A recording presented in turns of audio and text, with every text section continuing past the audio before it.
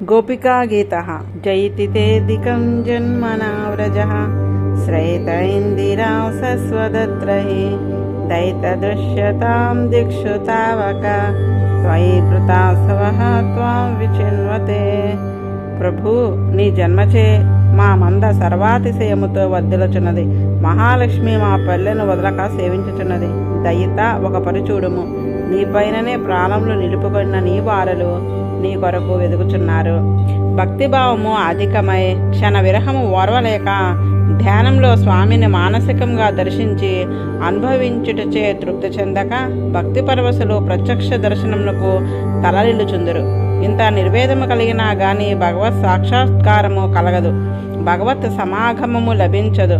భక్తిభావ భరితులకు గోపికల స్థితి ఇదియే. వారి ప్రేమయే భక్తికి వివరణమని నారదుల వారు వ్రజగోపికల ప్రేమనే భక్తికి దృష్టాంతంగా నిరూపించినారు. వైరాగ్యము కలిగి జ్ఞానము ప్రేమగా పరిణమించి పరమభక్తి ఎడబాటును ఓర్వలేని దశ కలిగిన నాడు గాని భగవంతుడు తనంత తాను వచ్చి దర్శనమొసంగడు. భగవాన్ని వెతికి స్వప్రత్నయంచే దర్శించిన వారు ఉండరు. ప్రేమ అధికం కాగా ఓర్వలేని మనస్థితిని చూచి వారి ఆర్తిని చూచి స్వామి అనుగ్రహించి తానే వారికి దర్శనమొసంగను. ఈ శోకముతో అహంకారము పూర్తిగా కడిగివేయబడును. దాస్యభావము రోడమగును. స్వార్థరహితమైన అవ్యభిచరితమైన అవిచ్ఛిన్నమైన ప్రేమ ఆవిర్భవించును. అట్టి ప్రేమ యొక్క బాహ్య రూపమే ఈ గోపికా గీత. శరత్కాలంలో స్వచ్ఛమైన నీటితో నిండిన తామర కొలను ఆ కొలంలో లావైన కాడపై నిలిచి సూర్యకిరణ స్పర్శచే బాగుగా వికసించి నీటి పైభాగమున నిలచిన తామర పువ్వు రేకును పోలిన కాంతిగల నేత్రంలో కలవాడవు స్వామి. ఆ చూపునికే మేము నీ దాసీలమైతిమి. ఒక ఫలమును ఆశించి దాస్యము నొందిన వారము కాము. ఇట్టి మమ్మల్ని హింసించుట తగునా? శస్త్రములతో చంపిన పాపముందురు కదా, సౌందర్యంచే వధించుట మాత్రం వద కాదా? ఇది నీకు తగునా? ఇది వరకు ఎన్నిసార్లు మాకు మృత్యువు సంభవింప నీవు కాపాడితివి. కాళీయుని విషజలము వలన చనిపోకుండా కాపాడితివి. అఘాసురు నుండి కాపాడితివి. రాళ్ళవర్షం నుండి గాలి నుండి కాపాడితివి. కార్చిచ్చు నుండి కాపాడితివి. వ్యోమాసురు నుండి కాపాడితివి. లోకంలో మృత్యుస్థానం లేవియు మా ప్రాణములు తీయకుండా కాపాడి నీ చూపిచే మమ్మల్ని అంతమొందించుట తగునా? నీవు కేవలం యశోదాసుతుడువు కావు, సకల ప్రాణి జాతమునకు అంతరాత్మవు. నీవు వారిలో ప్రవేశించియుండి వారి పుణ్యపాపంలో అంటక చూచడి పరమాత్మవు. ఆనాడు బ్రహ్మ ప్రార్థించిన ప్రార్థనచే భక్త పరిత్రాణమునికై యదువంశమున నీ సంకల్పము చేతనే జన్మించిన వాడవు గాని కర్మచే జన్మించిన ప్రాకృతుడవు కావని మేము ఎరుంగుదుము. ఆశ్రితుల రక్షణకై వచ్చి ఆశ్రితుల మగుమము ఉపేక్షించుట నీకు తగదు. మేము కోరుచున్న వాటిని మాకు అనుగ్రహింపుము. మేము ఈ సంసార భయముచే నీ చరణములను శరణముగా చేరిన వారము. లక్ష్మీదేవి కరసరోరుహమును గ్రహించిన నీ దివ్య హస్తముతో అభయమును సంగి మా కోరికలను ఈడేర్చగల నీ దివ్య హస్తమును మా శిరసుపై ఉంచుము. వ్రజజనము ఆర్తిని పోగొట్టువాడా, నీ వారము మేము. నీ వారము అంటే గర్వము మాకు కలిగిన నాడు ఒక చిరునవ్వుతో ఆ గర్వము పోగొట్ట గలిగడి నాడువు నీవు. నీ దాసురాండ్రము మేము. నీ సుందరమగు ముఖపద్మములకు మాకు దర్శింపజేయము. నీ పాదముల వద్ద ప్రణామమును నర్చిన ఆ ప్రాణుల పాపములు పోగొట్టువాడువు నీవే కదా. ఏమియో ఎరుగని గోవులను అనుసరించి సంచరించేవాడువు కదా. విషపూరితమగు కాళీయును పడగలపై నడుచు నీకు అలవాటే. మా హృదయంలో కూడా అట్టివే. నీ పాదములు సోకిన పాపములు తొలుగును కదా. పాపములు కూడా మా హృదయము. నీ పాదమును మోపి పవిత్రము చేయము. ప్రభు, జ్ఞానుల మనసును కూడా ఆకర్షింపజాలినది నీ మాట, మధురమైనది నీ వాక్కు. నీ మాటకు మోహపడు దాసురాండ్రము మేము. నీ వాగామృతముతో మమ్మల్ని పరితృప్తులను వరించము. నీ హస్తస్పర్శ, నీ ముఖదర్శనము, నీ పాదపద్మ పరాగ సమాగమము, మధుర వాగామ్యత పానము అను ఈ నాలుగింటిని మాకు ప్రసాదింపము. గోపికలు కేవలము మోహంతో శ్రీకృష్ణుని చేరిన వారు కారని వారి మాటలే నిరూపించినవి. నీవు కేవలము గోపికానందనుడువు కావు, అఖిల దేహులకు అంతరాత్మవై శుభాశుభములకు సాక్షివై నిలిచిన వాడవు నీవు. నీవు కర్మచే జన్మించిన వాడవు కావు, విశ్వపాలనకు బ్రహ్మచే ఆర్థింపబడి జన్మించిన వాడవు అని గోపికలు చెప్పుటలో శ్రీకృష్ణ తత్వమును వారు స్పష్టంగా ఎరుగుదరని తెలియచున్నది. స్వామి హస్తములతో స్పృశించి గ్రహించి ముఖదర్శన మొసంగి పాదపద్మమును తమ హృదయంపై నిలిచి మధురభాషణముచే అనుగ్రహింపవలసిందిగా కోరినారు కానీ కేవలం కాముక స్త్రీల వలె కోరలేదు. కాక భగవంతుని యొక్క పాదపద్మము ప్రణతదేహము పాకకర్షణమని చెప్పుటలో స్వామి స్పర్శచే పాప విమోచనమే మోక్షము నందవలనని కోరినట్లు తెలియచున్నది. తవ కథామృతం తప్త జీవనం కవి బిరేలితం కల్మషావహం శ్రవణ మంగళం శ్రీమదాతతం భువి గృణంతి ఏ భూరిదా జనాః. ప్రభు నీ కథ అమృతము వలె తాపతత్తులకు సంజీవనము. శరీరము వేడకుండా నిలుపనది దేవతల అమృతము. ఆత్మకు ఆత్మ అయిన పరమాత్మతో ఎడబాటు లేకుండా జీవింపచేయనది శ్రీకృష్ణ కథామృతము. శరీరంతో బ్రతికి ఉండుట కాదు, భగవంతుని సంతతము మనసులో స్మరించుచు ఆ అనుభవంను వదలక ఉండుట జీవించుట. అట్టి జీవనమును ప్రసాదించినది శ్రీకృష్ణ కథ. ఆధ్యాత్మిక, ఆది భౌతిక, ఆది దైవిక తాపములతో తపించే వారికి ఆ తాపం నుండి విముక్తి కలిగించి జీవింపచేయనది శ్రీకృష్ణ కథ. వినిడేవారు, పలికెడి వారి, స్మరించడి వారి పాపములను హరించినది శ్రీకృష్ణ కథ. లౌకికములైన మంగళములనే కాక మోక్షరూపమున అయిన మంగళమును కూడా ప్రసాదించినది భగవత్ కథ. అట్టి భగవత్ కథను ఎవరు అందింతురో వారు ఉదారులు. భగవత్ కథాధానము సకల దానములలో ఘనమైనది. వారే భూరిదానము చేసే మహానుభావులు. ఈ వచనంలో కాముకులు పలికిన మాటలు కావు కదా. భగవత్ కథా వైభవమును ఎరిగిన గోపికలు తప్ప వేరొకరు ఎవ్వరూ ఇట్టి మాటల పలుకులు గలవారు లేరు. ప్రేమకు ఫలము ప్రేమించిన వారి సుఖమును చూచి సంతోషించుట, ఆనందించుట. వారి వలన తాము సుఖపడకోరిన వారు నిజమైన ప్రేమ కలవారు కారు. గోపికలకు ప్రీతముడు శ్రీకృష్ణుడు. ప్రభు నీ పాదములు పద్మముల వలె సుకుమారమైనవి. నీవు గోవులను కచుటకు అడవికేగి కఠినమైన గులకరాలలో గడ్డి మొలకలలో నడుచుటకు కందిపోవచ్చున్నవి. అది తలంచుకొని మా మనసులు శిథిలమైపోవచ్చున్నవి. పగలు అడవిలో తిరిగే సూర్యాస్తమయ సమయమున అలమంద వెనుక వనము నుండి తిరిగి వచ్చుచున్న నీ రూపము మా మనసుకు కామమును ఉద్దీపింపజేయుచున్నది. ఇది మానవులు కొండవలసిన కామము, తుచ్చమైన వాసవిక కాము కాదు. అడవిలో గాలికి చెందిన ముంగురులు పద్మను పోలిన ముఖమును ఆవరించి ఉండగా గోవుల వెంట తిరుగుచున్నప్పుడు ఎగిరిన ధూళి స్వామి దివ్యముఖ పద్మమును ఆవరించగా ఆ రూపమును చూచిన గోపికలు నిరూపితమైనది. ప్రేమగా పరిణమించని శుష్క జ్ఞానము వ్యర్థము. స్వామి యొక్క దివ్యగుణములను దివ్య మంగళ విగ్రహమును భావించి పరతత్వమును సులభమగు మూర్తితో దర్శించి పరవశులైనారు గోపికలు. ఇది గోపికా తత్వము. గోపికలు విలపించినారు, గానము చేసినారు, శ్రావములగు స్వరములతో కృష్ణ దర్శనకు ఏడ్చినారు. ఇది భగవద్ దర్శనముకు కావలసిన పరికరము. విషాదము, శోకము లౌకికముగనుక విషయంలో ఎడబాటుతో కలుగుట మనకు తెలియను. పసివాడు ఆట వస్తువునకు తినుబండారమునకు ఏడ్చినట్లు ప్రౌఢులకు గోపాంగునులు కృష్ణ దర్శనకు ఏడ్చినారు. అంత తీవ్రమైన తపన కలిగిన గాని భగవద్ దర్శనం కలగదు. వెంటనే శ్రీకృష్ణుడు వారి ఎదుట సాక్షాత్కరించినాడు. మహాభక్తులు భగవద్ విరహము చే శోకముతో రోదనము చేయగా బయలుపడిన మాటలే పాటలే వెలువడును. అవే మనకు ఉపాస్యములు. ఆల్వార్లు, త్యాగరాజు మొదలగు వారు పాడిన పాటలు ఇటు విరహానుభూతిచే కలిగినవే. శ్రీకృష్ణ భగవానుడు మన్మధునకు మన్మధుడు అందరికీ కామమును కల్పించుచు మన్మధుని కూడా తన సౌందర్యంతో పరాజితును చేసినాడు. మందహాసమును చేయుచు సువిలాసముగా పీతాంబరధారి అయి వనమాల విరాజితుడై వారి ఎదుట కనపడినాడు. వచ్చి నిలిచిన ప్రీతంను చూచినాడు అబలలు. ప్రీతితో కళ్ళు విప్పారినవి. ఒకసారి అందరూ ప్రాణములు పోయి పడి ఉన్న శరీరంలో లేచినట్లు నిలిచినారు. నేత్రం నడి పాత్రలతో శ్రీకృష్ణ ముఖలావణ్యంను పానం చేసి తృప్తిని పొందలేకపోయారు. భగవద్భక్తులు భగవత్ శరణారవిందులను అనుభవించి ఇటు స్థితిని అనుభవించరు. ఒక ఆమె దగ్గరగా చేరి 2 చేతులతో స్వామి చేతిని పట్టుకొనెను. మరొక చేతితో చందన చచ్చితమైన స్వామి బాహువును తన మూపుపై ఉంచుకొనెను. మరొక ఆమె 2 చేతులను జోడించి స్వామి నమిలి ఉమిసిన తాంబూలంను పరిగ్రహించెను. మరొక ఆమె స్వామి చల్లని పాదమును తన వక్షంపై చేర్చుకొని మరొక ఆమె కోపంతో భౌమ ముడివైచి పండ్లతో పెదవి కొరకు చూపుతో కాల్చుచున్నదేమో అనున్నట్లు చూచుచున్నది. మరొక ఆమె రెప్పవేక స్వామి ముఖపద్మంను చూచుచూ నిలిచెను. వేరొకటి యోగిని వలె నేత్రముల వల స్వామి మూర్తిని లోపల నింపుకుని కనులు మూసి లోన కౌగిలించి ఒడులు గగుర్పడిచి నిలిచినది. కేశవాలోక పరమానందంతో వారందరూ విరహతాపము ఉపశమించినది. సుషుప్తి దశలో జీవుడు పరమాత్మచే ఆలింగితుడే బాహ్యమగు జ్ఞానమును గాని అంతర్మగు జ్ఞానమును గాని మరిచి తన్మమై ఉండునట్లు గోపికలు జాగ్రత్తావస్థలో బాహ్యాంతర స్మరణ రహితులై నిలచిరి. శోకరహితులైనారు గోపికలు. అచ్యుతుని చుట్టూ మూగినారు. శక్తులతో ఆవరింపబడిన పురుషుని వలె ప్రకాశించుచున్నాడు భగవానుడు. వారందరినీ తోచుకుని యమునా తీరమందులో ఒక ఇసుక తిన్నకు వచ్చినాడు. అచ్చట వికసించిన కొంత మందరాది కుసుముల పరిమళంలో నిండిన గాలి వీచుచుండెను. తుమ్మెదురు రథ చేయుచుండెను. శరత్కాల చంద్రికా ప్రసరముచే రాత్రి చీకటి పూర్తిగా తొలగినది. యమునా నది తరంగములు ప్రోగి వెనుకకు పోవడిచే ఆ ఇసుక తిన్న నున్ననై ఉన్నది. గోపికలు మనస్థితి ఎట్లున్నది. గోపికలకు వెనుక అహంకారము కలిగినది. ఇంతటి భగవదానుభూతి మనకే ఉన్నదని గర్భము ఆవరించినది. అది తమో దోషము. చీకటి చేయవచ్చిన దోషము, తమోగుణము చేయవచ్చిన దోషము, వెన్నెలచే చీకటి తొలగినట్లు ఆత్మస్వరూప యథార్థ జ్ఞానమనే అహంకారంను విరసిపోవును. కను బాగా చూడగలుగును, చెవి బాగా వినగలుగును, కానీ అవి అన్నీ పురుషుని శరీరంలోని భాగములో. మనోహరమైన దృశ్యమును చూచుడిచే కను గర్వింపదు, మధురమైన శబ్దమును వింటినని చెవి గర్వింపదు. ఆ చూచడి శక్తిగల వీరి శక్తిగల పురుషుడే ఆనందించును. ఆ శక్తుల వంటి వారి జీవులు. భగవద్ అనుభవం మన ప్రయత్నం చేయగలిగినది కాదు. భగవానుడు ప్రసాదించిన ఆనందము గల జీవకోటి ద్వారా తానే ఆనందించుచుండెను. వీరికి ఆనందం ఇచ్చువాడు అతడే, ఆనందించువాడు అతడే. ప్రకృతి సంబంధము చే తమోగుణము అధికమై తమ ప్రయత్నం చే కలిగినది తనదే ఆనందమని జీవునికి నాది నేను అని అనిపించును. స్వరూప జ్ఞానము వెన్నెల వలె ప్రకాశించి ఈ తమోగుణము పోగొట్టవలెను. అప్పుడు భగవంతునితో మరలా ఆనందము అనుభవించగలరు. ఈ విధమైన అనుభవము గోపికలు పొందినారు.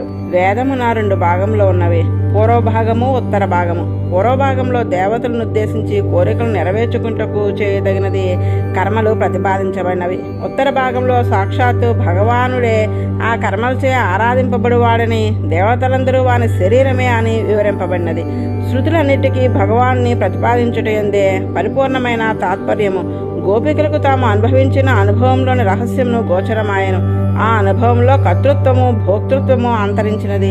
ఆనందము కలిగించిన వాడు, ఆనందమును చూచి ఆనందించువాడు భగవానుడే అను పరమార్థం గోచరించినది. అహంకార రహితులై స్వామి సన్నిధిని కూర్చుండి తమపై వస్త్రమును ఆశ్రములుగా కల్పించి కూర్చుండ చేసిరి.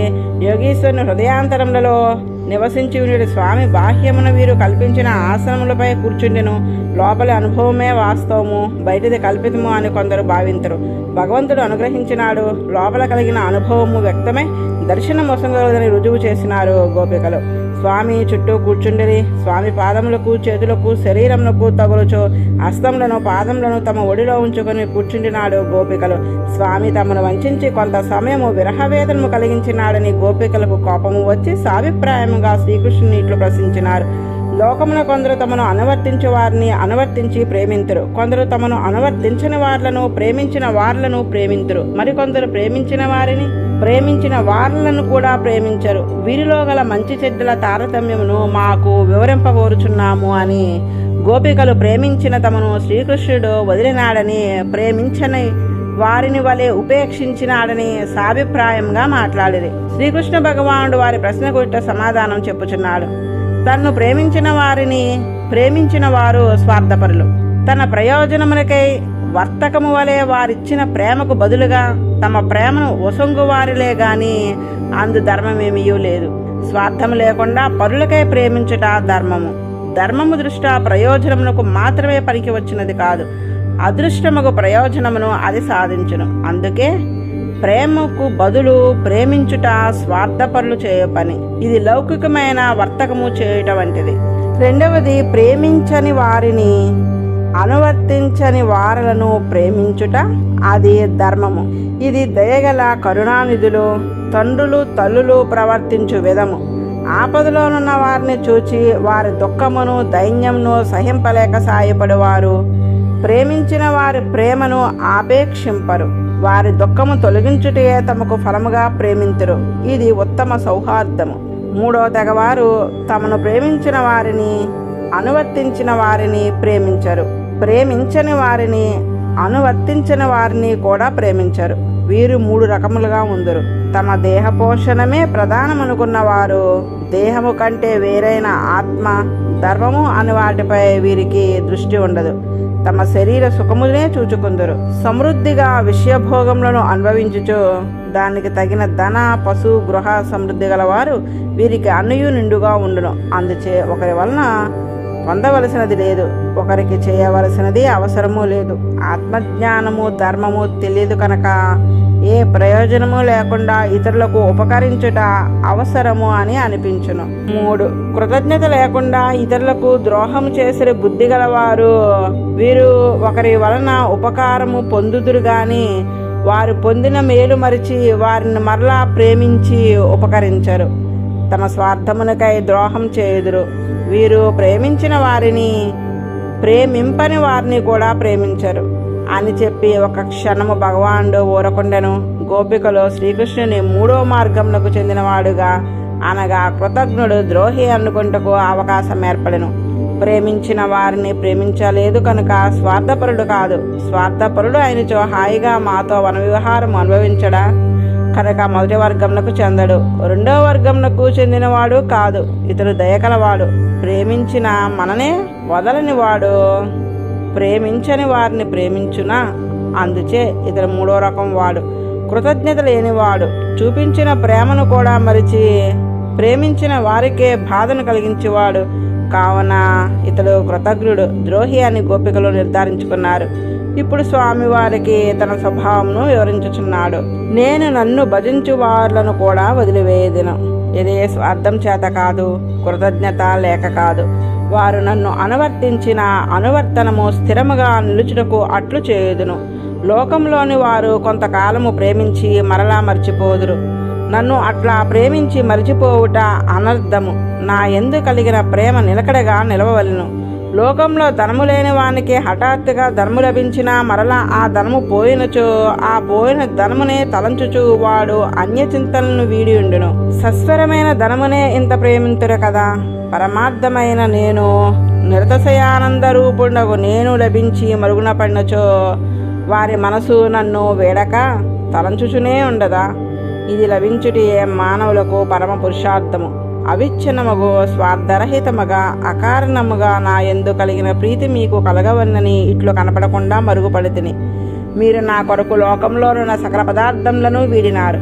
వేద ప్రతిపాదికమైన ధర్మమును వదిలినారు. శాస్త్ర నిషిద్ధమైన అధర్మము నా కొరకు చేయుటకు జంకక సాహసించినారు.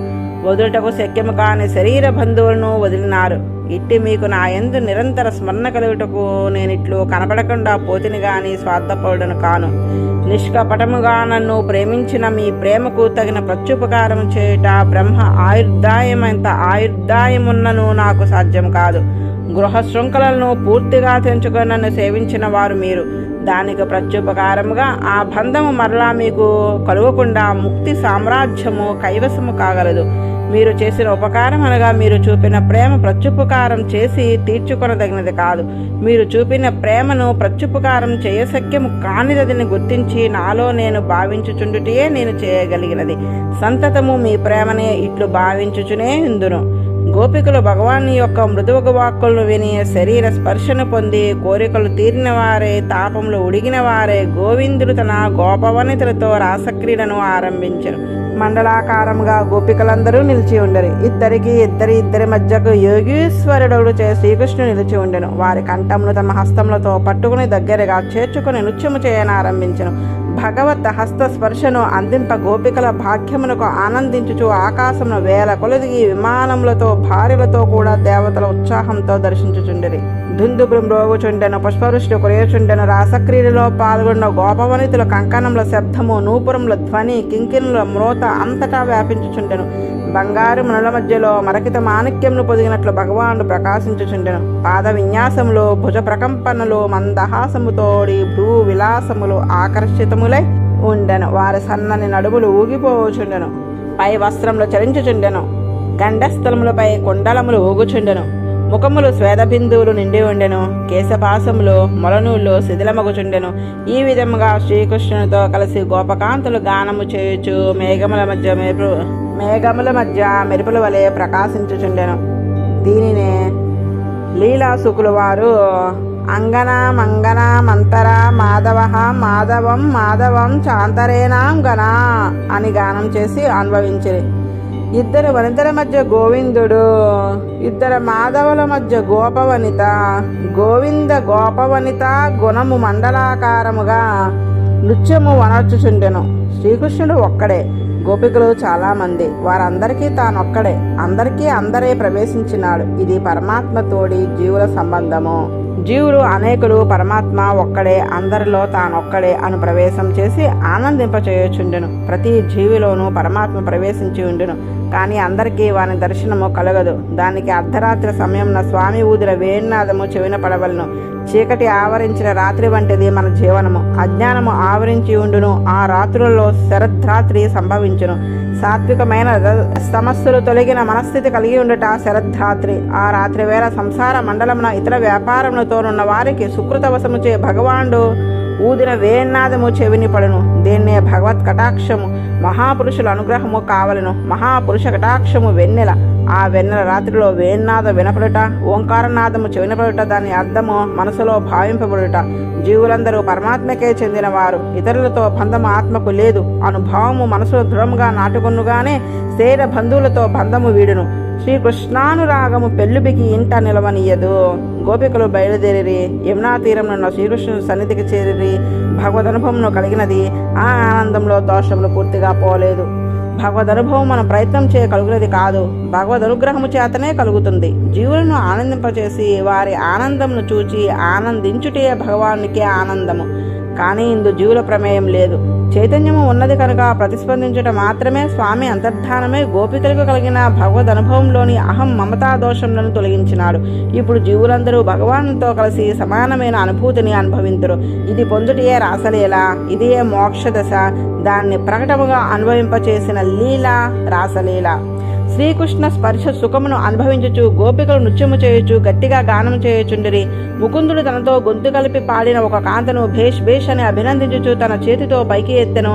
ఒక ఆమె ఆ రాసక్రీడలో అలసిందే పక్కనున్న గోవిందుని భుజమును తన చేతితో గట్టిగా ఆనుకొన్నది. మరొక ఆమె తమ భుజంపై ఉన్న చందనోత్సవాల సురభిలమగు కృష్ణహస్తమును వాసన చూసి ముద్దు పెట్టుకొనుచుండెను. మరొక ఆమె నాట్యంలో కదులుచున్న కుండలముల కాంతులు వ్యాపించిన గండస్థలమును శ్రీకృష్ణ గండస్థలమును చేర్చి తాంపూలమును అతని నోట ఉంచెను. మరొక ఆమె పాలుచు నృత్యము చేయొచ్చు అందరవులతో శ్రీకృష్ణుని హస్తమును తన వక్షస్థలంపై నిలుపుకొనెను. ఈ విధముగా వ్రజసుందరులతో తన ప్రతిబింబములతో బాలుడు ఆడుకున్నట్లు విహరించినాడు. అద్దముల గదిలో నిలిచిన బాలుడు అద్దములన్నిటిలో తన ప్రతిబింబములను చూచి వాటి కదలికలను విలాసములను చూచి ఆనందించినట్లే శ్రీకృష్ణుడు గోపికలతో విహరించినాడు. గోపికలందరితోనూ ఆత్మ ఈ కృష్ణుడే ఉన్నాడు. కృష్ణుడు ఆత్మగా లేని ఏ వ్యక్తియూ అచ్చట లేడు. జీవులందరూ అద్దము వంటి వారు, కానీ వానికి చైతన్యము ఉన్నది. వారందరూ శ్రీకృష్ణుని కంటే వేరుగా కనపడుచునను వేరు కాదు. వారందరిలోనూ తాను ఉండుట చేతనే వారున్నారు. తనతో తన ఆడుకుంటేయే అట్టిలీలయే జగల్లీల. ఈ జగత్తును కొందరు భాగ్యవంతులు వ్యక్తమైన ఇటు అనుభూతిని అందం గల వారు కేవలము లౌకికమైన భోగమును అనుభవించటో సామాన్యుడు అనుభవించి ఆనందించినట్లు తనకంటే వేరుకాని వారిలో సర్వము తనదై ఉన్నవాడు రమించినాడు. గోపకాంతులు బడినారు. భగవానుడు తన హస్తంతో స్పృశించి వారి శ్రమను తొలగించినాడు. ఇటు రాసక్రీడ పరిసమాప్తి చేసే శ్రమ తొలుగుటకు వారితో జలక్రీడకై ఉపక్రమించినాడు స్వామి. జలములలో భగవానుడు గోపకాంతులతో ప్రవేశించినాడు. ఒకరిపై ఒకరు నీరు జల్లుకొనుచు నవ్వుకొనుచు ఆనందించుచున్నారు. వారి ఆనందంను చూచి ఈ లోకంలో ప్రత్యక్షంగా భగవదనుభవము అనుభవింపచాలిన వారి భాగ్యమునకు ఆనందించి దేవతలు పుష్పవర్షమును కురిపించిరి. అవాప్త సమస్త కాముడు పరిపూర్ణుడకు భగవానుడు చంద్రిక. కానీ కర్మచే జన్మించిన వారు కర్మానుగుణముగా చేయవలసిన వాటిని చేసి చేయకూడని వాటిని వదిలి ప్రవర్తింతురు. అట్లు ప్రవర్తించిన గాని వారికి అంతఃకరణ శుద్ధి కలుగదు. కర్మవశమును గాక లోకమును అనుగ్రహించుటకు అవతరించిన వాడు భగవానుడు. అతడు కర్మవశ్యుడు కాడు. లోకులను ధరింపజేయుటకు తన వైపు ఆభిముఖ్యమును కలుగజేయుటకు తన్ను ప్రేమించినట్లు చేయుటకు ఎట్లు ప్రవర్తించవలనో అట్లు ప్రవర్తించును. అతడు ఆచరించినది లోకులను అనుగ్రహించుట కొరకు గాని తన కొరకు కాదు. అతడు దివ్య తేజస్సు సంపన్నుడు, సర్వనియామకుడు, స్వతంత్రుడు. ఒకే పనిని ఒకరు చేసిన దోషమగును, వేరొకరు చేసిన దోషం కాదు. గృహస్థుడు భార్యను వదలరాదు, సన్యాసి భార్యను వదలవలను. గృహస్థుడు అగ్నిహోత్రంను ఆచరించవలను, సన్యాసి అగ్నిహోత్రంను వదలవలను. అగ్ని అన్నిటినీ దహించును, దానికి దహింపబడిన వస్తువు యొక్క దోషము అంటదు. ఇతరులు ఆ వస్తువులు స్పృశించినచో దాని దుర్గంధము అంటును. అగ్ని స్పృశించినచో దాని దుర్గంధము తొలగిపోవును. భగవానుడు కర్మవశ్యుడు కాడు, లోకానుగ్రహమునికే వచ్చినవాడు. అతడు ధర్మము అధర్మము అనే విచక్షణతో ప్రవర్తించుట అవశ్యము కాదు. భక్తులను ప్రేమించి వారి ఉజ్జీవమునకు ఎట్టి కార్యము చేయవలెనో దానిని అతడు చేయును. లోకంలో అధర్మముగా తోచేది భగవాన్ యొక్క అధర్మము కాదు. పరధారలు అతనికి పరధారలు కారు. లోకమంతయు అతనికే పరతంత్రము. అతని చేతనే నియమింపబడి అనుభవింపబడినది. అజ్ఞానము చేయవాన్ని మరిచి దూరమైన వారిలో కొందరికి ఆర్తి కలిగి పొందవలన కోరిక కలిగించును. ఆర్తి కలిగిన విరోధులు అడ్డుచున్నప్పుడు ఆ విరోధులను తొలగించి తనలో వారిని చేర్చుకుంటకు ఏ విధముగా ప్రవర్తించవలనో అట్లు ప్రవర్తించును. అందుచే వానికి దోషము అంటదు. మన వంటి ఆకారముతో ఉండుటచే కొందరకు అతడు మనతో సమానుడు అనిపించును, కానీ అతడు ఈశ్వరుడు. వీరు అనీశ్వరులు. సామర్థ్యము లేనినాడు అతడు ఆచరించినాడు కదా. మనం ఆచరించిన దోషం ఏమని అట్టి పనిని మూడే చేసినచో నశించిపోవును. పరమశివుడు సముద్రం నుండి వెలువడిన విషమును మృంగినాడు. మనము కూడా అట్లే మృంగవలని ప్రయత్నించినచో మనము నశింతము. కర్మ వశ్యత్వము శాస్త్ర వశ్యత్వము లేని పురుష శ్రేష్టము లోకమును అనుగ్రహించుటకు ఇట్లు చేయము ఇట్లు చేయకము అని చెప్పుదురు. వారి ఆచరణము ఆ చెప్పిన విధముగా నుండక వేరొక విధముగా ఉన్నచో దానికి కారణము మన ఊహకు అందినది ఏదో ఉన్నదని గుర్తించవలను. వారు చెప్పిన దాన్ని మాత్రమే ఆచరించవలను. చేసిన దానిలో శాస్త్రానుసారంగా ఉన్నదాన్ని మనం ఆచరించి శాస్త్ర విరుద్ధముగా ఉన్నదాన్ని విడవలను. వారికి దేహాత్మాభిమానము ఉండదు. వారు దేహముతో మనవలే కనిపించుచున్నను వారు దేహము కంటే వేరైన పరమేశ్వర స్వరూపముతోనే ప్రవర్తించుచుందురు. భగవానుడే కాదు, జీవులలో కూడా కొందరు దేహాత్మిభానము లేని వారే భగవత్ సంకల్పమును ఎరింగి దానికి అనుగుణమగు సంకల్పముతో ప్రవర్తింపగల వారుందురు.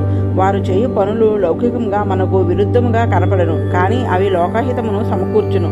ధర్మాధర్మ నిరూపణము మనకే ఆవశ్యకము. కేవలము సంకల్పముచే శరీరము దాల్చిన భగవానుకు కర్మబంధము ఉండునా? ఉండదు. గోపవనితలలో వారి భర్తలలో సకల ప్రాణులలో లోపల వెలుపల వ్యాపించి ఉండి నియమించువాడు వారి మధ్యలో తానొక రూపముతో వారి వలె సంచరించుట వారిని అనుగ్రహించుటకే. ఆ లీలలో పాల్గొన్న వారే కాదు, విన్నవారు కూడా శ్రీకృష్ణ భక్తి కలవారు అగుదురు. అదియే సాధించవలసిన స్థితి. దాన్ని జీవులకు లభింపచేయుటకు స్వామి రూపమును దాల్చి దిగి వచ్చినాడు. గోపవనితలు శ్రీకృష్ణునితో ఆ రాత్రి అంతయు రమించి తెల్లవారుజామున ఇండ్లకు మరలి వచ్చిరి. శ్రీకృష్ణుని విచిత్రముకు సంకల్పముచే మోహమునందిన గోపాలకులు తమ భార్యలు రాత్రి తమ వద్ద లేరని గుర్తింపలేని వారిపై వారికి అసూయ కలగలేదు. బ్రహ్మానుభవమును అనుభవించి ఉషకాలంలోనే ఇండ్లకేగుడని భగవానుచే నియమింపబడిన గోపికలు మనసులో ఇష్టం లేకపోయినను భగవాన్ని ఆజ్ఞగా ఇండ్లకేగిరి. ఈ విధంగా గోపవనితలతో శ్రీకృష్ణ రూపమున ఉన్న శ్రీ మహావిష్ణువు ఆచరించిన రాస క్రీడా వృత్తాంతమును శ్రద్ధతో వినినను వర్ణించినను భగవాన్ని యందు పరమభక్తి కలుగును. ఈ శరీరముతో జీవించి ఉండగానే కామమును జయించిన వారిలో అగుదురు. శరీరమునకు రోగము వలె ఆత్మకు అనర్థముకు రోగము అనదగు అజ్ఞా సుదర్శన శాప విమోచనము. ఒకనాడు దేవయాత్రకై ఉత్సాహంతో గోపాలురు బండ్లను కట్టుకుని అంబికావనమునకు ఎగిరి దానికి దగ్గరగానున్న సరస్వతీ నదిలో స్నానము చేసి పూజా ద్రవ్యములతో పశుపతిని అంబికను ఆరాధించిరి. తర్వాత గోవులను వస్త్రములను మధురములకు భోజ్య పదార్థములను పశుపతి ప్రీతి కొరకు బ్రాహ్మణులకు వసంగిరి.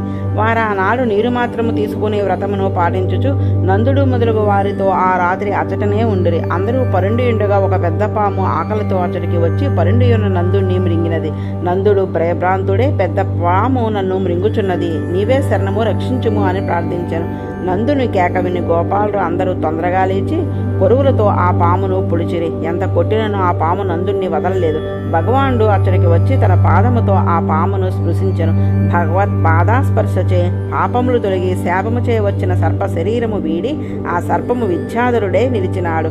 నమస్కరించుచు నిలిచిన విద్యాధరుని చూచి ఋషికేశుడు ఇట్లు ప్రశ్నించినాడు, మంగళకరమగు దివ్య తేజస్సుతో ప్రకాశించుచున్న నీవు ఎవరవు? ఈ రూపముని ఎలా పొందితివి అని. అప్పుడు ఆ సర్పముగానన్న విద్యాధరుడు, ప్రభు నేను సుదర్శనుడు అను పేరు గల విద్యాధరుడును. ఐశ్వర్యము సౌందర్యము కలవాడనే అహంకరించి విమానంలో సంచరించుచు విరూపులకు అంగిరసులు అనడి ఋషులను చూచి నవ్వి తిని వారు నేను చేసిన పాపమునకు ప్రతిఫలముగా ఆగ్రహించి సర్పరూపమున ఉండునట్లు శపించిరి. ఇది నాకు అనుగ్రహమే. కరుణాకురు అగు వారి శాపము చేతనే కదా సకల లోక గురువగు నీ పాదస్పర్శ నాకు లభించినది. భగవన్ పాపహర, భవభీతులకు సంసారుని పాదస్పర్శ చేతనే తమ పాపం నుండి విడబడిన వారగుదురు. మహాయోగి మహాపురుష, నీ శరణాగతుడను నేను. సర్వలోకేశ్వరేశ్వరుడు వగు నీ అనుగ్రహముచే నీ దర్శనము చే శాప విముక్తుడిని. నీ నామమాత్రంను ఉచ్చరించిన పురుషుడు తాను పవిత్రుడు అవుటేగాక ఆ నామము విన్నవారిని అందరినీ కూడా పవిత్రము చేయగలవాడు అగును. నీ పాదస్పర్శ లభించిన నేను శాప విముక్తుడు అవుట ఆశ్చర్యం. ఇట్లు స్తుతించి సుదర్శనుడు శ్రీకృష్ణ భగవానుకు ప్రదర్శనం చేసి నమస్కరించి అనుజ్ఞ నుండి స్వర్గమునకు ఏగెను. నందుడు సర్పం నుండి విడబడి ఆనందము కలవాడు అయ్యను. భగవత్ పాదస్పర్శ యొక్క ప్రభావము ఎట్టిదో దీనిచే మనము గ్రహింపవచ్చును. శ్రీకృష్ణుడు మనుజమాత్రుడు కాడని అతని నామము దర్శనము స్పర్శనము సకల పాపహరణమని ఎరుంగవలను. రాసలీల చేసినప్పుడు ఒక్కడే అనేక రూపములతో రమించినాడు.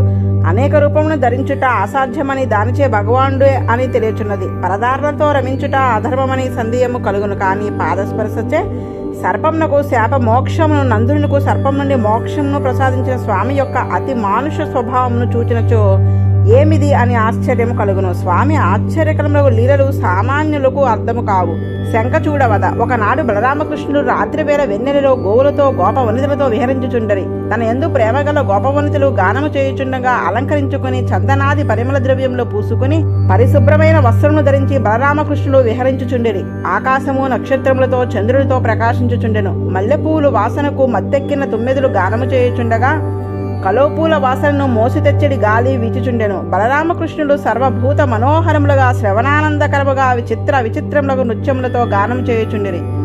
గోపకాంతలు ఆ గానమును విని పరవశులు అయిరి. వారి కేశములలో అలంకరించుకున్న పుష్పమాలలు, వారు ధరించిన వస్త్రములు జారిపోవచ్చునవి. ఇట్టి ఆనంద పారవశ్యములో ఉండగా శంఖచూడుడు అను కుబేరుని అనుచరుడు అతడికి వచ్చెను. అతడు ఏమీయూ సందేహింపగా వారి మధ్యలో ప్రవేశించి శ్రీకృష్ణ బలరాములుండగానే వనితలందరినీ ఉత్తర దిక్కునకు బలత్కారంగా తీసుకొని పోవచుండెను. పెద్ద పులి నోటపడిన గోవుల వలె శంఖచూడుని లాయుకొని పోబడుచున్న గోపకాంతలు కృష్ణ రామ అని ఏడ్చుచూ మొరపెట్టిరి. వెంటనే బలశాలకు అన్నదమ్ములు భయపడకండి అని నీచులకు గుహ్యునికి సమీపించిరి. వీరి దగ్గరికి రాగానే భయంకరంగా మృత్యువును చూచి భయపడినట్లు భయపడి శంఖచూడు పారిపోయాను. అతని శిరస్సుపై ఒక రత్నము ఉన్నది. దాన్ని తీసుకున్న వల్లని శ్రీకృష్ణునికి సంకల్పం కలిగను. బలరాముడు స్త్రీలను కాపాడుచూ నిలచెను. శ్రీకృష్ణుడు వాని వెంట పరిగెడి సమీపంలోనే వాణ్ణి ఎదిరించి తన పిడికిలతో మణితో కూడా వాని శిరస్సును నేలను పడినట్లు కొట్టెను. శంఖచూడు చనిపోయాను. ప్రకాశించుచున్న ఆ మణిని తెచ్చి గోపవంతులు చూచుచుండగా బలరామునికి వసంగినాడు. ఐశ్వర్యము, సౌందర్యము, పదవి, అభిచార్యము అన్నవి గర్వమును కలిగించుచుండెను. వెనుక సుదర్శుని కథలో సౌందర్యముచే గర్వించి విరూపులకు మునులను అవమానించిన వాడు భగవానుచే ఎట్లా మరలా స్వస్వరూపమును నందినాడో చూచినాము. అవమానించబడిన వారు గాని దుఃఖమును పొందిన వారు గాని వెంటనే ప్రతీకారము చేసుకున్న శక్తి లేని వారు కావచ్చును. వారు భగవంతుణ్ణే నమ్ముకొని భగవంతుణ్ణే ప్రేమింపబడిన వారు అయినచో గర్వాంధులై లోకకంటకులైన వారు భగవానుచే తప్పక శిక్షింపబడుదురు. ఇది శాశ్వతమైన సత్యము. దాని లోకమునకు ప్రదర్శించుటే భగవాన్ని అవతార ప్రయోజనము. దైవమునే నమ్మిన వారికి కూడా ఆపదలు కలుగుక ఉండవు. కానీ భగవానుడు తన శరీరమును తాను కాపాడుకున్నట్లు తన్ను ప్రేమించిన వారిని కూడా కాపాడుకొనును. వేణుగీత. శ్రీకృష్ణుడు ప్రతిదినము గోవుల వెంట అడవికేకుచుండట ఆచారము. శ్రీకృష్ణుడు దర్శనం లేక ఒక నిమిషమో ఒక యుగము వలె బాధపడుచున్నవారు గోపకాంతులు. వారు అడవి కేగలేక వ్రజమునే ఉండి స్వామి వేణునాదమునే కలిగిన అనుభవమును తలుచుకుని పరవశులై ఇట్లు పాడుకొనుచున్నారు. నందనందనుడు ముకుందుడు వ్యత్యస్త పాదములతో ఎడమ భుజములపై ఎడమ కపోలము అన్నట్లు తలవంచి కన్నుబొమ్మలు నిమోన్నతమర్చి వేణువును పెదవిపై ఉంచుకుని సుకుమారములకు తన వ్రేలతో రంధ్రములను మూయుచూ వదులుచూ పిల్లని గ్రోవిని పలికించుచుండెను. ఆకాశమున విమానములలో సిద్ధులతో ఏగుచున్న యువతులు ఆ వేణునాదమును విని కామ పరవశులై భర్తలు ప్రక్కన ఉండగానే భావ పారవశ్యముచే శిథిల వసనులై సిగ్గుపడుచు కలత చెందుచుండిరి. ఓ అభలలారా, ఈ ఆశ్చర్యమును వీడు. నందసూనుని మందహాసము అధరమును మెరియచుండగా తన్ను ప్రేమించిన మన వంటి వారికి మనోవేదన కలుగునట్లు వేణుగానము చేయును. మన వ్రజములోని గోవులు స్వామి వేణునాదమును విని గుంపులు గుంపులుగా చేరి మనసులు పరవశించి నోట పట్టిన తృణ కబలమున నమలక చెవులు రెక్కబడుచుకుని చిత్తరువులో వ్రాయబడినట్లు నిలిచి ఉన్నవి. ఎంత ఆశ్చర్యమో చూడు. ఈ వేణునాద మాధుర్యము పశువులను కూడా ఆకర్షించినది. చెలి అంతకంటే ఆశ్చర్యము. బలరామకృష్ణుడు అడవి పూలమాలతో జేగురు మొదలగు రంగులతో మల్లుల వంటి అలంకరించుకుని వేణువును ఊది గోవులను చేరబిరుచుచున్నారు. ఆ వేణుధ్వని విని నదులు స్వామి పాద పరాగస్పర్శ గాలిచే తమకు లభించునని ఆశపడి కదిలికలేక నిశ్చలముగా నిలిచి ఉన్నవి. ప్రేమతో కెరటంలో అనడి బాహువులతో స్వామి ఆలింగనమును ఆకాంక్షించుచూ ముందుకు పరిగెడుచున్నవి. వానికి కూడా మనవలనే కోరికే మిగిలినది. కానీ స్వామి ఆలింగనము లభింపలేదు. కొండ చర్య పేరిచిన ఆది పురుషుడు అడవులలో తిరుగుచున్న గోవులను వేణునాదముతో తన వైపు ఆహ్వానించుచున్నాడు. ఆశ్చర్యము. ఆ మధురనాదమును విని వృక్షములు వాణ్ణి చేరి ఉన్న లతలు పుష్పఫల భారముచే వంగినవై ప్రేమచే పొంగిన శరీరములతో మకరంద ధారలతో తమ యందు భగవాన్ని దర్శించి అభిషేకించుచు ఆనందించుచున్నవి. ఆ స్వామి వనమాల దివ్య గంధ వాసనలు తుమ్మెదలకు అందించుచున్నాడు. వేణునాదమును చేయునప్పుడు అతడి సరస్సుల్లోని సారసములు హంసలు మొదలగు పక్షులు మధురగాన సమాకృష్ణ మనస్కుములై కనులు మూసి మౌనముతో ముకుందిని ఉపాసించుచున్నవి. బలరామునితో కూడి స్వామి గిరితటముల యందు విశ్వ సమ్మోహనముకు వేణుగానమును చేయుచుండగా తనకు సవర్ణుడు అవుటచే మిత్రుడు శ్రీకృష్ణుని దాటిపోలేక మేఘములు మెల్లమెల్లగా గర్జించుచు తన నీడతో స్వామికి గొడుగు పట్టుచు పుష్పవర్షములు వర్షించుచున్నవి.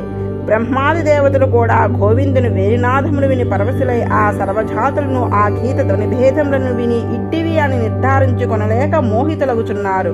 నందసూని వేణునాదములు విని మా శరీరంలో పరవశములగుచున్నవి, మనసులు తల్లడిల్లుచున్నవి. గజరాజు వలె విహరించుచు వనమునంతను తన వేణునాదముతే పరవశింపజేసి అచేతనములకు, తిరియక్కులకు, దేవతలకు, వ్రజకాంతలకు ఏకరూపముగా సమూహమును కలిగించిన స్వామి వృషభాసుర వధ.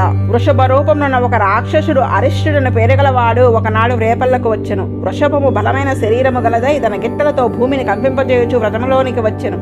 అలమందంలో ప్రవేశించి తన కాలితో భూమిని గీరుచు అతి పరుషముగా రెంకవేయుచు తోక పైకెత్తుచు కొమ్మకొలతో ప్రాకారము పడత్రోయుచు చూపులు నిలిపి చూచుచూ మందలో చేరినది. దాని భేకరమగు ధ్వనిచేత చూడి ఆవులు గర్భస్రావములై తలడిల్లుచుండెను. అది చాలా ఎత్తుగా ఉన్నది. దాన్ని మూపు పర్వతము వలె నుండెను. మేఘముల పర్వత శిఖరమా అనేది భ్రాంతిచే ఆ మూపుపై నిల్చుచుండెను.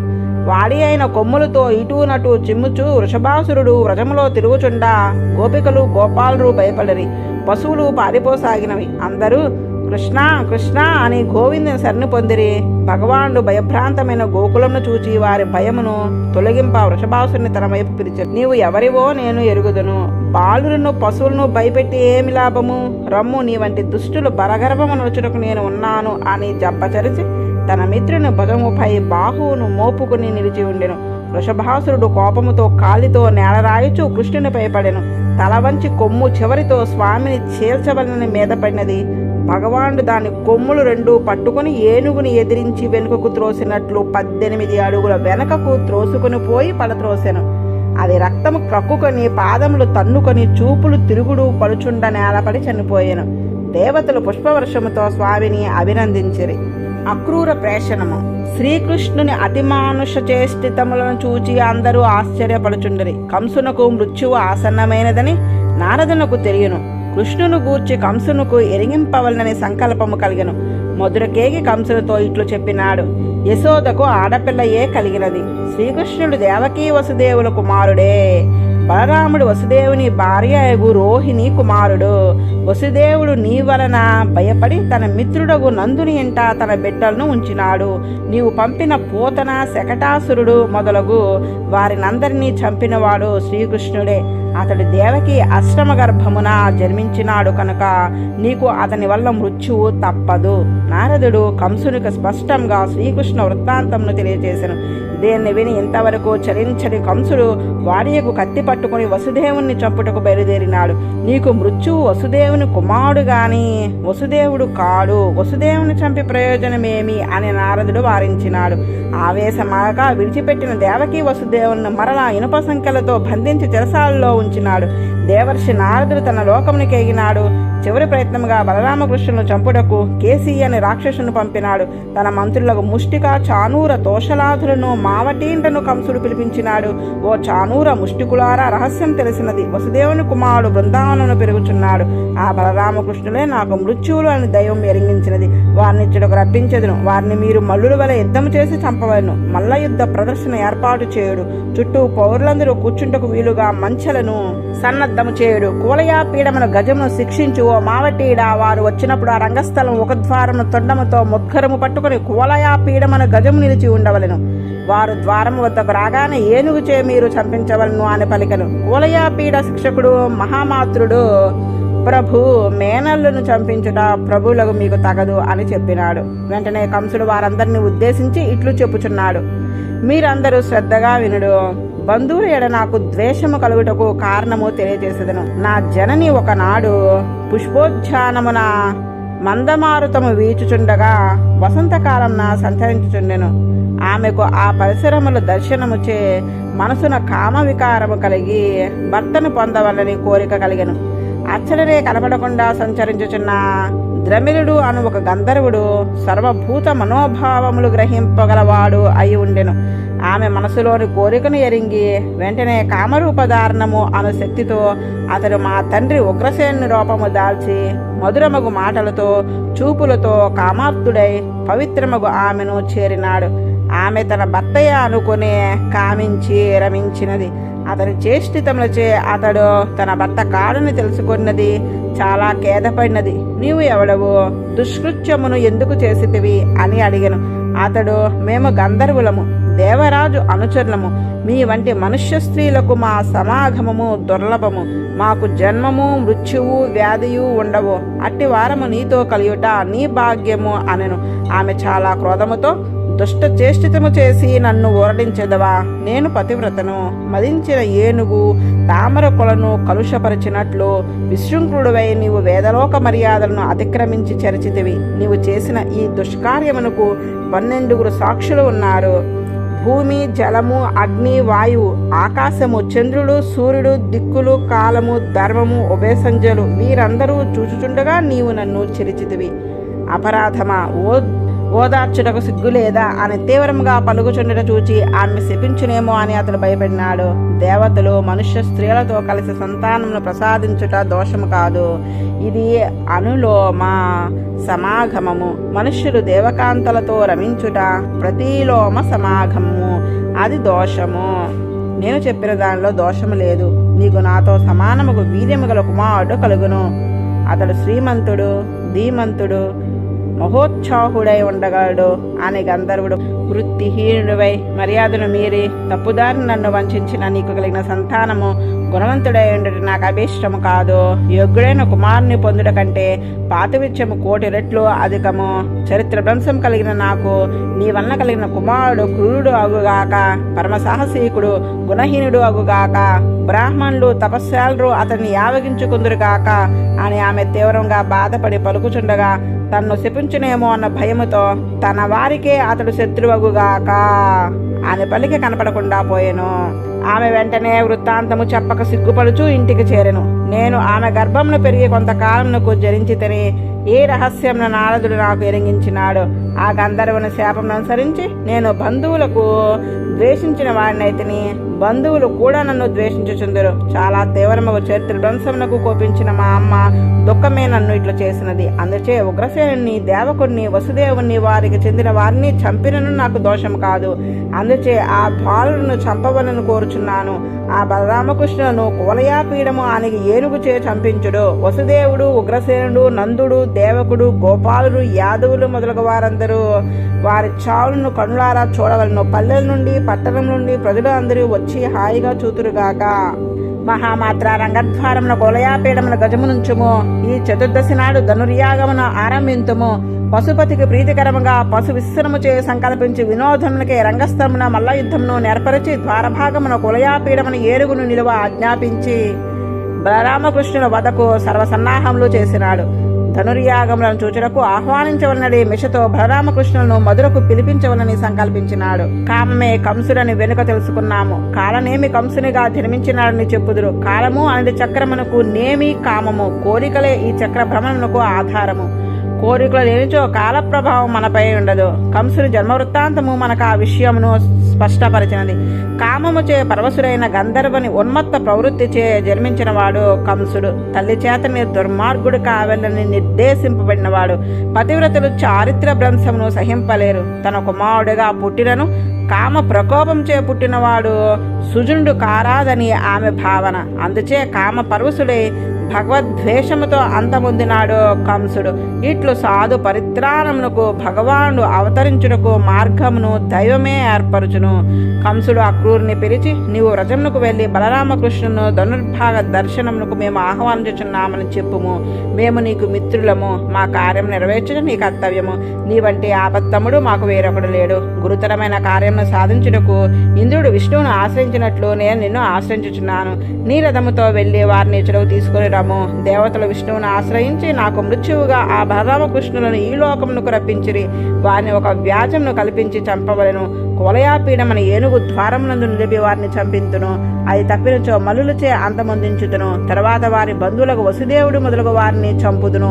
వృద్ధుడైన రాజ్యమునందు కోరిక తీరని ఉగ్రసేనుని, వాని సోదరుడు దేవకుని, మిగిలిన శత్రువులందరినూ అంతమొందింతును. నాకు సహాయకులుగా నాకు సహాయకులుగా జరాసంధుడు, ద్వివిధుడు, శంబరుడు, నరకుడు మొదలగు వారు ఉన్నారు. వారు నా యందు సౌహార్దము కలవారు. దేవపక్షము వారిని అంతమొందించుట నా విహితము అని ధనుర్యాగమును చూచుటకే మధురానగరమునకు బలరామకృష్ణును తోడి తెచ్చుటకు అక్రూరుని ఆదేశించెను. అక్రూరుడు కంసుని మాటలు విని, నీ మరణం తప్పించుకుంటకు నీవు ప్రయత్నం చేయుట యుక్తమే. సిద్ధించుట సిద్ధించకపోవట దైవాధీనమై ఉండును. సమత్వ బుద్ధితో కర్మ చేయుట కర్తవ్యము. మానవుడు తన కోరికలు దైవమనుకూలించక చెడిపోయినను సాధించుకొనవలను ప్రయత్నించుచుండెను. ఒకప్పుడు సుఖము కోరికై చేరిన ప్రయత్నము దుఃఖమును కలిగించవచ్చును. మన ప్రయత్నము ఎల్లప్పుడూ సుఖమునే కలిగించును అనే నియమము లేదు. దైవానుకూల్య ప్రతికూల్యముల వలన హర్షము శోకము కూడా సంభవించవచ్చును. కానీ నీ ఆజ్ఞగా నేను తప్పక వెళుదును అనెను. ఇట్లో అక్రూరుణ్ణి మధురానగరమునకు వెళ్ళుటకు నియమించి అందరినీ వీడి కంసుడు తన భవనంకి అయినాడు. కేశివధ. అంతకుముందే శ్రీకృష్ణ వధకే కొంతమంది రాక్షసులను కంసుడు నియమించి ఉన్నాడు. వారిలో కేసి అనే రాక్షసుడు అశ్వరూపమును దాల్చి బృందావనకు వెళ్ళాను. మనోవేగమ గలవాడే తన గిట్టలతో భూమిని బద్దలు చేయొచ్చు, తన చూలు కదలిక చే ఆకాశముపై ఉన్న మేఘములను విమానంలో ఇటునటు చలింపచేయచ్చు, సకలింపులతో విశ్వము చే ఆచరించు గోకులంలో చేరెను. ఆ అశ్వము నల్లని కొండవలే విశాలమైన నేత్రములతో భయంకరమగు వదన గుహతో కృష్ణుణ్ణి అంతమొందింపవలనని బృందావనమునకు వెళ్ళెను. కృష్ణునికై వెదుగుచుండెను. దాన్ని చూచి అందరూ భయపడుచుండిరి. శ్రీకృష్ణుడు దానికి ఎదురేగి తన వైపు రమ్మని పిలిచెను. ఆ అశ్వము సింహం వలె గర్జించి ముందుకు వచ్చి కృష్ణునిపై ఒక దూకి పాదముతో తన్నెను. శ్రీకృష్ణుడు దాన్ని తప్పించుకొని తన్నుటకు చాచిన పాదములు పట్టుకొని 100 ధనువుల దూరంలో పడినట్లు విసిరెను. అది నేలపడి మరలా లేచి మరలా పెద్ద నోరు తెచ్చుకుని శ్రీకృష్ణునిపై పడెను. అప్పుడు ఆ భగవానుడు తన చేతిని దాని నోటిలో దూర్చెను. కాలిన ఇనుప స్తంభముల వలె స్వామి చేయి దాని నోటిలో బాధ కలిగించుచే దాని దంతములు ఊడిపడెను. అంతకంతకు స్వామి తన చేతిని పెంచెను. నోటి నుంచి ఊపిరాడగా గ్రుడ్లు తిరగబడి గుర్రము ప్రాణము పోయి నేలపడెను.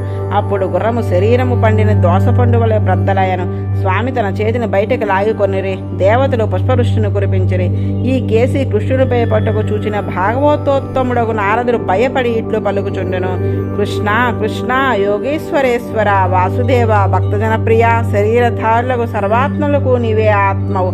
కానీ వాని దోషములు నీకు అంటవో, రకరకములకు కర్రలతో కూడినను అగ్నికి వాటి దోషములు ఎట్లు అంటవో అట్లే నీకు సర్వభూత హృదయాంతములందు ఉన్నను వారి దోషములు అంటవు. నీవు మహాపురుషుడవు, బ్రహ్మాది సకల చేతనములలో వ్యాపించి నియమించువాడువు. నీవు సత్య సంకల్పుడవు. నీ సంకల్ప మాత్రముచే నీ శరీరముగున్న ప్రకృతిని పరిమించినట్లు చేసి వివిధ విచిత్రములకు చరాచరులను సృజించుచున్నావు. వానిలో వ్యాపించి నిలుపుచున్నావు. ప్రళయంను మరలా నీ సంకల్పంచే నీ సూక్ష్మ శరీరంను లయము చేయుచున్నావు. అట్టి నీవే ఈ లోకమునకు భారమే ద్రోహమాచరించుచున్న దైత్యులను అంతమొందించి సాధువులను రక్షించుటకు ప్రకటమకు మనుష్య సజాతీయమగు రూపముతో అవతరించినావు. మా అదృష్టవశంచే ఈ అశ్వరూపమును వచ్చిన కేసి అనే రాక్షసుని సంహరించినావు. ఇతని గర్జనమునకు భయపడి దేవతలు కూడా స్వర్గమును వదిలి పారిపోయినారు. ఇంకా నువ్వు చేయవలసిన కార్యములు మిగిలి ఉన్నవి. మధురకేకి చానూరుని ముష్టుకుని కుళాయపీయడములకు ఏనుగును చంపవలసి ఉన్నది. ఆ కంసుని అనుచరులకు రాక్షసులను అంతమొందింపవలను. మధురలో ద్వారకలో నీవు అనేకములకు లీలలను నిరపగలవు. వాయనన్నింటినీ దర్శించెదను. కవులు వాటిని స్తోత్రము చేయుదురు. అర్జునునకు సారిదివై కాలరూపుడువైన నీవు అనేక అక్షౌహిణుల సైన్యమును అంతమొందించుటను కూడా నేను చూచెదను. ప్రభు, నీవు పరిశుద్ధ విజ్ఞానైక స్వరూపుడవు, నిరతశయానంద స్వరూపుడవు. సర్వార్థములు నీకు సిద్ధించియే ఉన్నవి. అవార్త సమస్త కాముడవు. నీవేది సంకల్పించినా అది నెరవేరి తీరును. నీ తేజస్సుచే మాయ నీదరి చేరదు. నీవు షాడ్గుణ్య పరిపూర్ణుడవు. నీ సంకల్పము చేతనే దేవ మనుష్యాదులు కల్పింపబడినారు. ఈనాడు బాలురు ఆడుకున్నట్లు నీవు మనుష్య రూపంతో యదువంశమును అవతరించి లోకమును అనుగ్రహింప సంకల్పించితివి. నీకు నేను అంజలి ఘటించుచున్నాను అని శ్రీకృష్ణుని అవతార రహస్యమును జరగబోవు కార్యక్రమమును అంతను స్వామి వద్ద నివేదించి స్తుతించి అనుజ్ఞ తీసుకుని నారదుడు వెళ్ళిపోయెను. వ్యోమాసురవధ. శ్రీకృష్ణుని చంపుటకు వచ్చిన రాక్షసుల్లో వ్యోమాసురుడు ఆఖరి రాక్షసుడు. ఇతడు మహామాయావి. పూతనతో ఆరంభమై వ్యోమాసురునితో అంతమైనది రాక్షస వధ కార్యక్రమము. ఒకనాడు బలరామకృష్ణులు గోపాలకులతో తోడేలు మేకలు ఆట ఆడుకుంటూ ఆరంభించిరి. కొందరు మేకల వలె, కొందరు తోడేళ్ల వలె నటించుచుందురు. తెలియకుండా తోడేలు మేకను ఎత్తుకుని పోయినట్లు గోపాలుల నుండి వారికి తెలియకుండా ఒక్కొక్కరిని తీసుకుని పోవట ఆటలో వారు చేయు పని. వ్యోమాసురుడు వారిలో గోపాల వేషంతో చేరినాడు. ఇతని మయుని కుమారుడు మహామాయుడు గోపాలుడితో తానొకడై ఆ కొండ గుహకు ఒక రాయి అడ్డము పెట్టి మరలా వచ్చి మరికొందరు తీసుకుని పోవచ్చును. చివరకు 4-5 గోపాలుడు మాత్రమే మిగిలి ఉన్నారు. శ్రీకృష్ణుడు చూచి ఇది అసుర కృత్యమని గుర్తించినాడు. తను నమ్మిన వారికి శరణమే రక్షించే స్వభావము కలవాడు భగవానుడు. గోపాలులను తీసుకుని పోవచ్చున్న ఆ అసురుణ్ణి సింహము తోడేళ్లను పట్టినట్లు ఒడిసి పట్టినాడు. అతడు ఎంత ప్రయత్నించినను విడిపించుకొనలేకపోయాను. భగవానుడు అతన్ని తన చేతులతో నేలపై పడద్రోసి హతమార్చెను. గుహకు మూతపెట్టి ఉన్న ఆశలను తొలగించి దాని నుండి గోపాలులను వెలికి తెచ్చి వారితో కలిసి గోకులంను ప్రవేశించినాడు. భగవానుడు సర్వప్రాణులు హృదయ దేశంలో నివసించి ఉండును. మన హృదయము ఒక గుహ. ఆ గుహలో జీవుడు పరమాత్మ కూడా కలిసి ఉందురు. జీవునిలో పరమాత్మ ఉన్నాడని తెలియకుండా జీవుడే తాను ఉన్నట్లు భగవానుడు ఉండును. వాణ్ణి గుర్తించుటే మానవులు జన్మించినందుకు చేయవలసిన పని. కానీ మాయా అనేది ఆవరణము స్వామి మనకు కనపడకుండా చేయను. దాన్ని తొలగించుకొని తనతోనే కలిసి ఉన్న భగవాన్ని దర్శించుటకు భగవంతుని యందు నిరతశయమైన ప్రీతి కలగవలెను.